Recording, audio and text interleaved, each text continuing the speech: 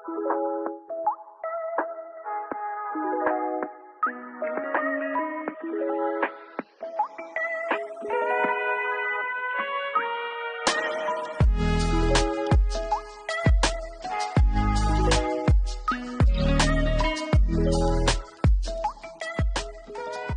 goodness, check out that view behind me. This is an awesome piece of property here in Cypress Creek in Smithfield.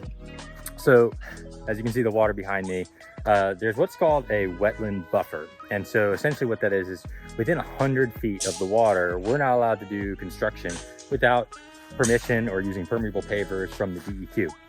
Occasionally, and it happens very rarely, they will reset the 100-foot buffer based on changes to the shoreline. In this particular case, that happened. And so we are actually redoing this backyard to maximize the amount of space that is inside of that 100-foot buffer.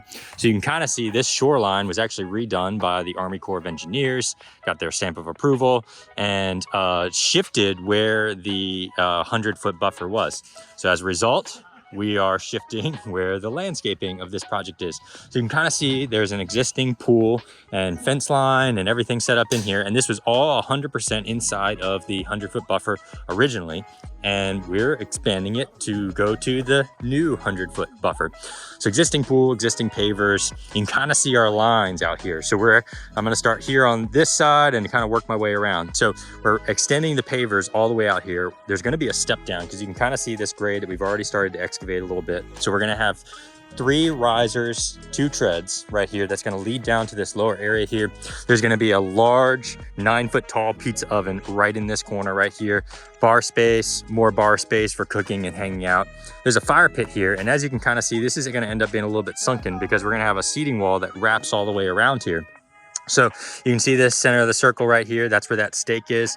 There's going to be a wall that kind of comes around and stops right over in this area here.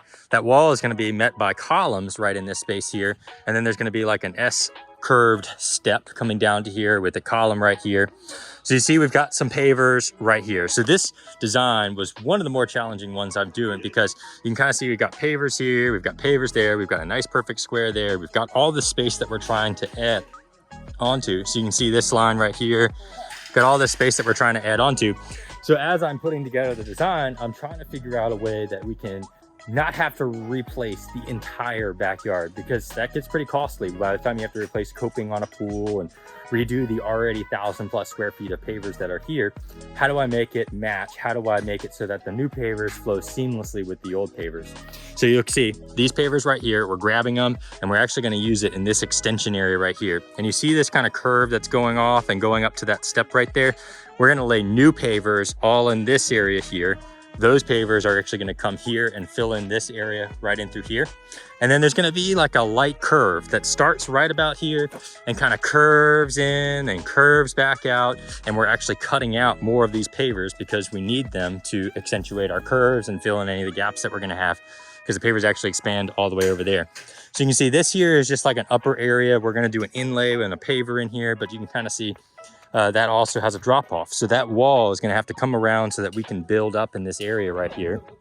And then we'll have an inlay of some pretty cool pavers that he actually already has on their upper deck right there. So it'll be an inlay right in this space. It'll be really unique. It'll make this whole area kind of feel real special and like as a place you can go because there'll be a border that's run right in here and then kind of curves out and then curves around the edge of the pool and then kind of comes back in.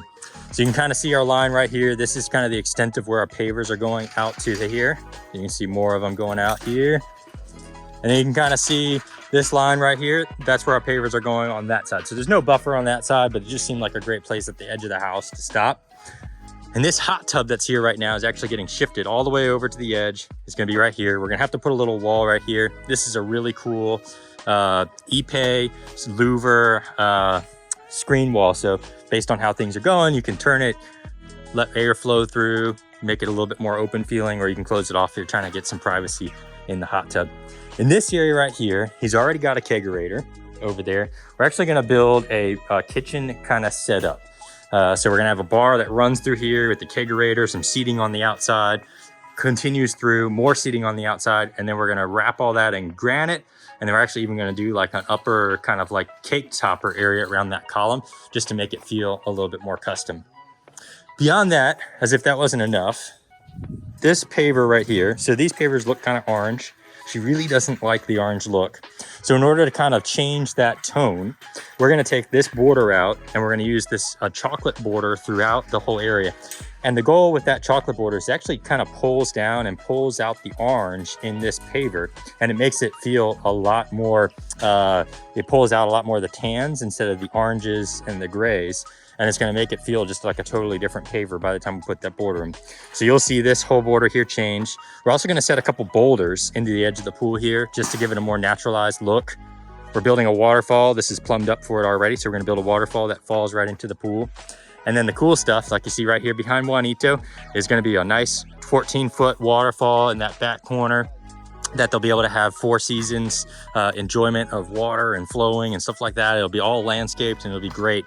So right there behind Juanito, there's going to be, we've kind of cut out that corner there to add the sound of water to this space, which is really going to go great because you can see all these hard surfaces on the back of this house. That sound from that water feature is going to refract off of all these hard surfaces, and it's going to sound awesome.